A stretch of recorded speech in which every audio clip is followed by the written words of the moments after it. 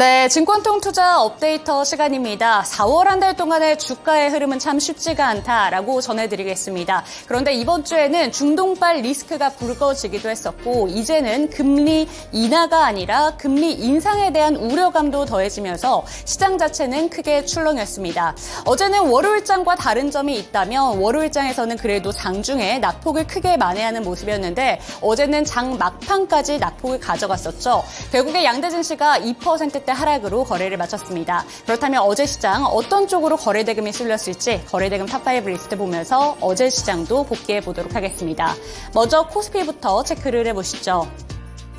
삼성전자와 SK하이닉스, 제주은행, 한국석유, 한미반도체 순으로 이름을 올렸고요. 코스닥 쪽에서는 HP, SP, 센즈랩과 워트, SP소프트, 엔캠 순으로 이름을 올렸습니다. 이 중에서 반도체 종목들과 함께 그리고 제주은행이죠. 어제 17% 넘게 급등하는 모습을 보여줬습니다. 이 종목들에 대해서는 잠시 뒤 특징주로 짚어드리도록 하겠고요. 나머지 종목들부터 짧게 살펴보도록 하겠습니다. 먼저 한국석유 살펴보시죠. 어제도 18%대까지 급등세를 보여주면서 하루 만에 52주 신고가를 다시 한번 써내려갔습니다. 결국 중동 리스크에 상승을 하게 된 건데 월요일장과 다른 부분이 있었다면 전반적으로 에너지주가 강했다라기보다는 에너지주나 방산주, 일제히 일부 종목들만 강세가 보였다라는 점 전해드리겠고요. 한국석유는 18%대까지 급등세를 보여줬다가 윗꼬리가 길게 달리면서 결국에는 7%대의 마감가를 보여줬습니다. 그리고 다음 종목들 살펴보시면 센즈랩과 SP소프트, 엔캠을 살펴드릴 수 있을 텐데요. 센즈랩 0.5%대 그래도 시장 대비 선방하면서 거래를 마쳤습니다. 전일 종가와 크게 차이 나는 4,000원에 주식 매수 선택권 행사 물량이 풀린다는 소식에 월요일장 시간의 거래에서 7%대 하락 마감했었던 종목이었는데요. 그렇기 때문에 장 초반에 2%대 하락으로 출발을 했고 장중에 4%대까지 하락세가 보였습니다. 하지만 그럼에도 마이크로소프트사와의 협력 기대감이 조금 더 투자자들에게 부각을 받은 것으로 보이고요. 장중에 크게 올랐다가 18%의 상승세를 보인 이후에 윗꼬리가 길게 달리면서 결국에는 소폭 강세만을 보여줬습니다. 네, SP소프트도 살펴보도록 하겠습니다. 이 종목 같은 경우에도 마이크로소프트사가 대대적인 신제품을 공개한다는 소식에 이 소식에 수혜 기대감을 받고 있는 종목이죠. 최근 지속해서 장중 랠리를 펼치고 있는 종목입니다. 어제도 시장 자체가 전반적으로 약했음에도 불구하고 해당 종목 같은 경우에는 3% 가까운 상승세를 보여주면서 마감을 했었는데 장마감 이후에는 결국에 투자주의 공시가 떴다는 점도 체크하시기 바라겠습니다. 그리고 엔캠의 저력은 정말 대단합니다. 어제 시장에서 2차 전지 종목들도 일제히 출렁이는 모습을 보여줬었는데 엔캠 홀로 살아남았습니다. 5% 가까운 상승 저력을 보여주면서 33만 2천 원의 종가를 형성했는데요. 미국 시장 선점에 박차를 가하겠다라는 뜻을 밝히게 되면서 수심이 강하게 들어왔고요. 어제도 하루 만에 하락에서 상승으로 전환하는 모습이었습니다. 특징주 체크해 보도록 하겠습니다.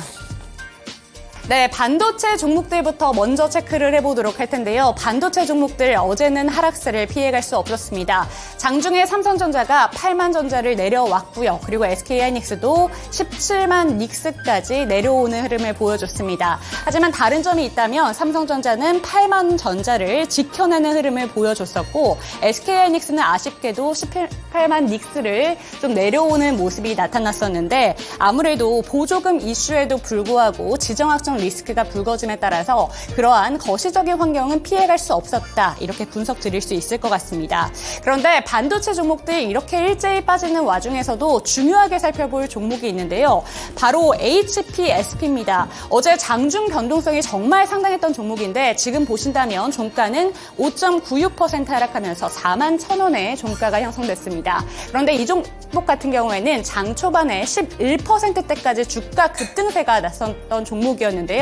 그 이유가 주식 매각과 관련해서 M&A 이슈로 인해서 몸값이 한 5조 원이 될 것이다 라는 기대감과 함께 시간의 거래에서부터 7%대 강세를 보였던 종목이었습니다. 하지만 이 종목에 대해서 사측에서 매각과 관련된 이슈는 사실이 아니다라는 부인이 나왔었고요. 그와 함께 결국에는 하락세가 보였고 장중에 크게 빠지면서 결국에는 하락 전환하면서 6% 가까운 하락세를 보여주면서 이렇게 종가를 형성했습니다. 있습니다. 반도체 종목들 정말 출렁임이 강했었는데 어제 뉴욕 증시에서도 많은 종목들이 하락을 보여줬고 필라델피아 반도체 지수도 소폭 상승에 머물렀기 때문에 오늘도 어떤 흔들림이 있을지 체크해 보시면 좋을 것 같습니다. 네, 다음 특징주로는 제주은행 살펴드리도록 하겠습니다. 17%대 급등하면서 은행주 내에서도 홀로 강한 시세를 펼쳐줬는데요. 제주은행 같은 경우에는 신한은행의 자회사입니다. 주가가 16일 전반적으로 빠지고 있을 때도 불구하고 은행주도 함께 밀렸지만 그럼에도 제주은행은 홀로 살아남는 당당한 기세를 보여줬었는데 우리 금융지주의 주가도 크게 추월을 했다고 합니다. 그런데 대표적인 이유를 크게 두 가지를 들 수가 있습니다. 고금리 대표적인 수혜주가 또 은행주로 꼽히고 있는데요. 미국 UBS 증권사에서 연중 금리 인하 가능성이 아니라 이제는 금리 인상 가능성도 있을 수 있다라는 뜻을 월가 최초로 밝히기도 했습니다. 이에 따라서 은행주들이 그 수혜주로 부각을 받고 있는데 큰 종목들보다는 아무래도 시총이 작은 지방은행 쪽으로 조금 더 수급이 들어오고 있는 듯한 분위기입니다. 그리고 은행권에서 최근의 트렌드가 영업부서에서 신종자본증권인 MMF에 대한 기대감이 높아지고 있다고 하는데요. 이에 따라 은행주들의 실적에 대한 기대감으로 인해서 제주은행 어제는 17%대까지 급등하면서 거래를 마쳤습니다. 이렇게 수급 특징주 분석을 해봤고요. 이번에는 시간의 거래에서 주목받은 종목들 체크해 보도록 하겠습니다. 먼저 상승한 종목들부터 체크를 해보시죠. 네, 상승한 종목은 PJ메탈과 FSN, EM텍과 유로, KBI 메탈 순으로 이름을 올렸고요. 하락한 종목들 살펴보시면 대원전선 우선주, SP소프트, G2파워와 ADM코리아, 선익시스템 순으로 이름을 올렸습니다. 시간의 거래에서 상승한 종목들 먼저 살펴보신다면 크게 두 가지 키워드를 들 수가 있는데요. 원자재 가격이 함께 급등하는 주가 종목들이라는 점 먼저 살펴드릴 수가 있겠고 광고 관련된 종목들이 크게 이름을 올렸습니다. 잠시 뒤 특징주로 짚어드리도록 하겠고요. 그리고 대원전선 우선주가 시간의 거래에서 가장 크게 밀렸던 종목이었는데 대원전선 본주까지 시간의 거래에서 밀리는 흐름을 나타났습니다. 그렇기 때문에 해당 종목도 특징주로 짚어드리도록 하겠습니다. 그렇다면 나머지 종목들 먼저 체크해 보시죠. 네, 모든 종목들이 어제 약세 시장 속에서도 빨간불로 마감한 종목이었는데요. SP소프트와 선익시스템 이 두 가지 종목은 투자 주의 공시가 뜨면서 이렇게 하락 마감을 보여줬습니다. 그리고 G2파워 같은 경우에는 장중에 국내 최초로 전력설비 신기술이 적용된 신제품 AI 배전반을 개발했다는 소식에 급등세를 보였던 종목이었는데 총선 이후에 원전 종목들이 약세를 보였죠. 그렇기 때문에 앞쪽의 매물대를 해소하기 위한 차익 실현 매물이 강하게 빠져나오면서 시간의 거래에서도 3%대 하락 마감을 보여줬습니다. 특징주 체크해 드리도록 하겠습니다. 네, 먼저 PJ메탈 같은 경우에는 알루미늄 관련된 종목이고요. 그리고 유로는 갈륨과 게르마늄 관련된 종목이고 그리고 KBI 메탈은 구리 관련된 종목입니다. 세 종목 모두 원자재 가격에 좀 영향을 받는 종목들인데요. 비철금속 가격이 연일 강세를 보이면서 관련된 종목들로 매수세가 들어오고 있는 것으로 풀이되고 있습니다. 미국과 영국이 러시아산 금속의 자국 수입을 금지하게 되면서 원자재 가격은 더 오를 수도 있다라는 전망들이 나오고 있고 그렇기 때문에 어제도 시간의 거래에서 이렇게 강한 상승률을 보여줬습니다. 그리고 추가적으로 유로 같은 경우에는 개별적인 호재 소식도 있는데요. 정부의 핵심 광물 공급망 확대 지원 사업에 선정이 되게 되면서 당사의 탄자니아 니켈 광산 사업이 탄력을 받을 것이라는 기대감에 유로까지 7% 가까운 상승 시세를 보여줬습니다. 하락한 종목 특징주 한 가지로 대원전선 체크해 드리도록 하겠습니다. 네, 먼저 상승한 종목 중에서 두 번째 특징주 체크해 드리도록 하겠습니다. 바로 FSN과 EM텍 체크해 드리도록 할 텐데요. 광고 관련된 종목입니다. 거래 대금이 적어서 지금 리스트에는 빠졌지만 모비데이즈가 상한가로 거래를 마쳤고요. 플레이디와 와이즈 버즈와 같은 종목들도 동반 상승으로 거래를 마쳤습니다. 틱톡이 국내 유통시장에 이제는 들어올 것이다 라는 내용이 한참 나왔었고 진출을 본격화하면서 직원을 뽑을 것이다 라는 기사가 마감 이후에 떴었는데요. 그 기사에 영향을 받았습니다. 참고로 모비데이즈 같은 경우에는 21년 틱톡의 공식 파트너사로 선정된 바가 있고요. FSN은 자회사인 비에이브 글로벌이 19년부터 틱톡과 광고 대행 계약을 체결한 점이 부각을 받았습니다. 그리고 이외에도 작년부터 유료화 계획을 밝힌 그러니까 구 트위터죠. 유료화 소식을 나서겠다라는 소식을 전하게 되면서 메타의 스레드가 이제는 반사수의 기대감이 들어오게 되면서 광고 관련된 종목들로 역시나 강세가 들어왔습니다. 이러한 소식에 FSN, EM텍 동반 상승하면서 거래를 마쳤습니다. 하락한 종목 중에서 대원전선 우선주, 특징주로 짚어드리도록 하겠습니다. 네, 6.21% 하락하면서 시간의 거래에서 가장 크게 밀린 종목이었는데요.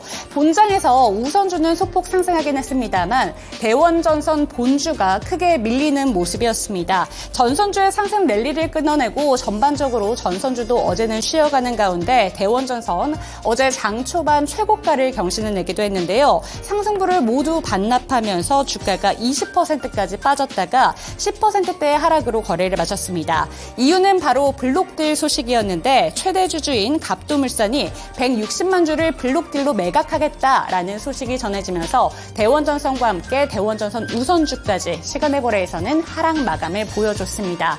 전선주의 랠리가 어제는 반도체 종목들과 함께 일제히 쉬어가는 모습이었는데 오늘 흐름은 또 어떻게 나오게 될지 시간의 거래에서는 하락을 했는데 어떤 연속성을 보여줄지 체크해보시면 좋을 것 같습니다. 네, 이렇게 시간의 특징주까지 짚어봤는데요. 이제는 미국장 특징주 김은별 캐스터와 함께 짚어보시죠. 네, 다음으로 미국 증시 특징 종목들 보겠습니다. 뉴욕 증시 간밤에 혼조세로 거래를 마쳤는데요. 일단은 주정학적 리스크에 대한 부분은 약간 우려감이 가셨지만 이와 더불어서 금리 인하에 대한 부분을 살펴보셔야겠습니다. 파월 의장이 간밤에 좀 매파적인 발언을 내놨는데요. 이제는 연내 3회 금리 인하에서 확실하게 2회 금리 인하 쪽으로 선회되고 있는 가운데 전반적으로 시장은 불안감을 드러냈습니다. 다우산업지수만 소폭 오르면서 37,798포인트를 기록했고 고요. 나스닥 종합지수, S&P 500지수 일제히 하락으로 거래 마쳤습니다.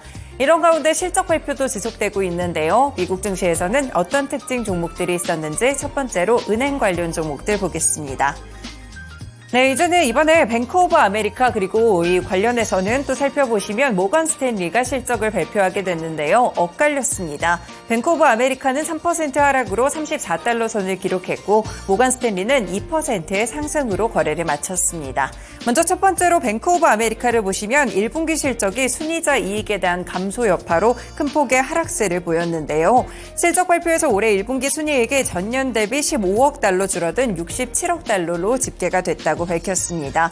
이번에 연방예금보험공사가 부과했던 특별부담금 7억 달러를 감안한 수치더라도 지금은 실적이 좀 좋지 않게 나왔다라고 볼 수가 있겠는데요. 무엇보다 순이자 이익이 140억 달러로 3% 감소하게 된 것이 이번 실적 악화의 주요한 요인을 줬다고 분석하고 있습니다. 이 뱅크 오브 아메리카 측에서는 높아진 예금 비용이 자산 수익률과 완만한 대출 증가의 영향을 그대로 상쇄했다라고 평가했는데요. 고금리가 장기화되면서 예금주들이 금리가 낮은 계좌에 있던 자금들을 높은 계좌로 옮기게 됐고 그 영향으로 풀이되고 있습니다. 반면에 이렇게 주가가 상승했던 모건 스탠리의 실적을 함께 보시면요. 일단 모건 스탠리 1분기 수익이 예상치를 상회했습니다.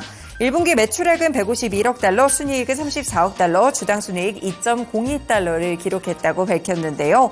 팩트셋이 조사한 분석가들은 모건 스탠리가 144억 달러의 매출과 1.67달러의 주당 순이익을 보고할 것으로 예상을 했기 때문에 큰 폭으로 컨센서스를 웃돌게 됐습니다. 네, 이렇게 은행주들 실적 따라서 이 혼조된 흐름들을 기록했는데요. 국내에서도 관련된 금융주들 함께 체크해 보겠습니다. 네, 최근에 고금리 상황과 또 관련이 있기 때문에 미국 증시의 은행주들에게서 실적 힌트를 찾아볼 수가 있겠는데요. KB금융, 신한지주, 하나금융지주, 우리금융지주 어제는 시장 분위기 따라서 그대로 밀려가는 흐름이었습니다.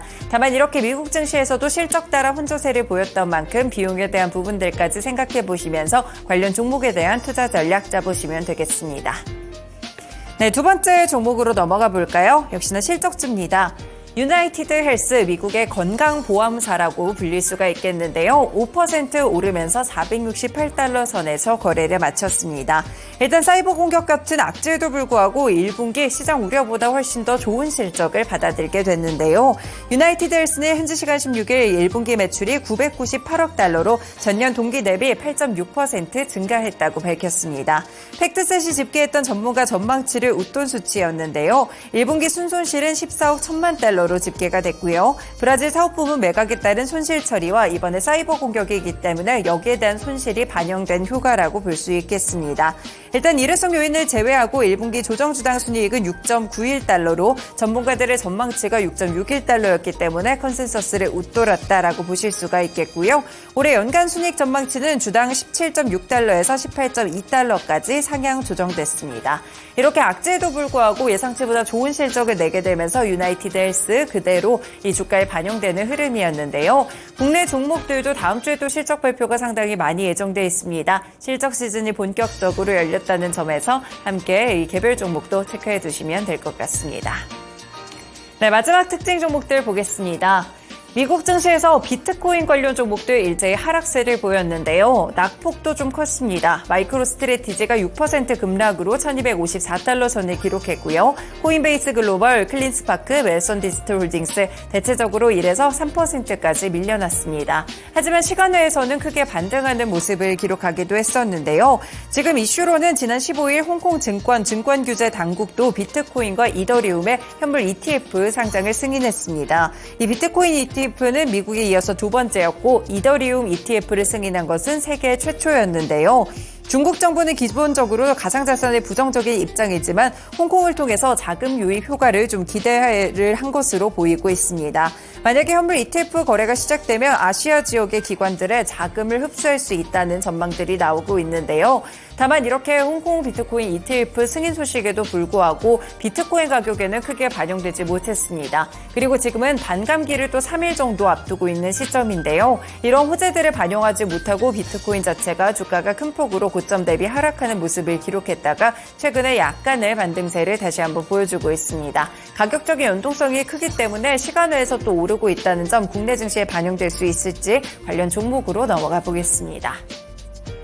네, 국내 증시에서도 가상자산 관련한 종목들이 상당히 많죠. 위지트, 하나투자증권, 티사이언티피, 우리기술투자까지 대표적으로 반응을 주는 기업들입니다. 오늘 정규장에서의 주가까지 연결해 보시면 좋을 것 같습니다.